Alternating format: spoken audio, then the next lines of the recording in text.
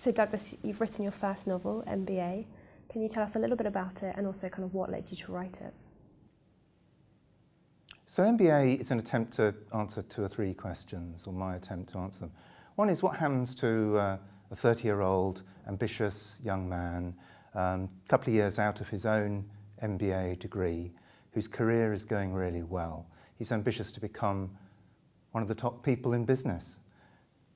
And suddenly he gets fired, and suddenly he ends up spending an intense amount of time, which he didn't expect, with a lot of the fat cats. And if we talk about the Occupy 99%, 1%, we're talking now about the 0.1%. And it causes Ben to stop and think, does he actually want to become one of those people? It's also an attempt to answer a question. Business schools are part of universities, and their job in a simple way is to try and find the truth, research the truth, discover new knowledge and share it with us for the good of society.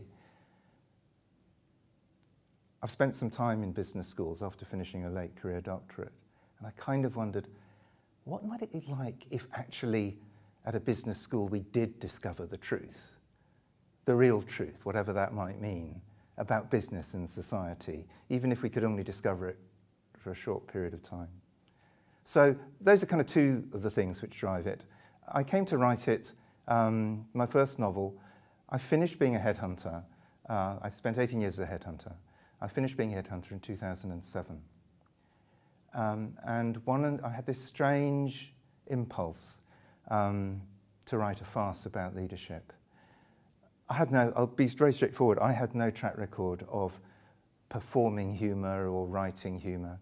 It seemed like an absolutely crazy desire, which I thought would probably go away after a few months of being sensible about it. But it didn't go away. So what I did was I followed the advice that I myself, now I work as a career coach, give to people, which is actually, if a desire comes that doesn't go away after you've had a few cold showers, then you probably owe it to yourself to take it seriously. And taking it seriously doesn't mean making a rash decision to write a first novel all the way through to the end. Taking it seriously for me said, okay, well, what would a sensible first step to test it out be? So I looked for someone on the internet.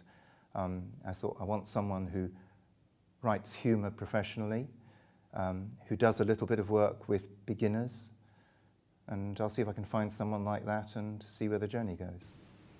Yeah. So for you, was the real starting point the rise of the business school and kind of having a look at what that means? I had 2 starting points. At exactly the same time I left, I started a late career doctorate. So during the time I started writing it, I was spending a lot of time at business schools. And it just struck me that they are a wonderful location for farce because they're a stage set on which so many different worlds collide. And at the same time, I began to become aware of how they had multiplied in society. I mean, I'm of a generation, I was born in 1957. Now, business schools were invented in America, really, so although they're now a global phenomenon. So about 1957, there were about 150 business schools in America, and there were about 130 law schools and 100-something medical schools. Now, there are, let's say, 200 law schools and maybe 150 medical schools, and there are 950 business schools in America alone. They've exploded over society, and yes, that seemed to me, that's worth looking into. They're kind of everywhere, but I wasn't aware of something that really looked into them in an interesting way. So that was part of it. But the other part of it was just about leadership and laughter. That impulse I described. Why was I wanting to write something funny when I'd never kind of tried to be funny before? I kind of think there's 2 basic reasons someone might have to want to be funny.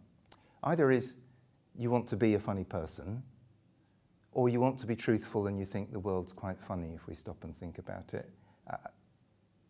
Being honest, of course, there's a bit of the first. It'd be dishonest of me to pretend there isn't. But actually, I mainly think the world of really senior leaders, it's quite funny if we stop to think about it.